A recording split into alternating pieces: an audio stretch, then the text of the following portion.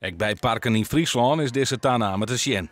Opvallend is Waterspark Science in Venwoorden. Ze hebben hier juist de prijzen naar onderen dien. Had er mij te maken dat wij Aronier wel eens te jaren kregen van dat mensen dus nou aan het dure kant voelen. En toen op een gegeven moment we op Facebook met een artikel en er reageerden verschillende mensen onder van we vinden hem eigenlijk te duur. En wat we toen deden hebben is ik had de mem uitnodigen van ik wil met hem in gesprek en ik wil hem begrijpen leren, zeg maar. Wat kwam eruit? Het draait steeds maar om de prijs als geheel meer als dat ze zeggen van dat vinden wij een uitje waard, zeg maar. We zullen graag een keer wat vaker voor het willen. Bezoekers van deze parken hadden bot rekken bij de toegangsprijzen.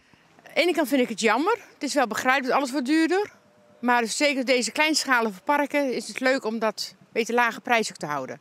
Dat voor iedereen toegankelijk is en dat ze fijn rond kunnen lopen.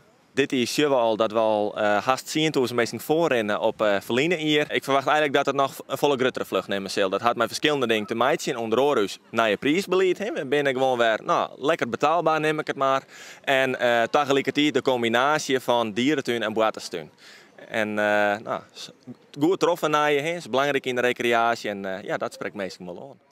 Toch ontkomt Visbeek er in de toekomst net om dat de prijzen weer wat omheen moeten.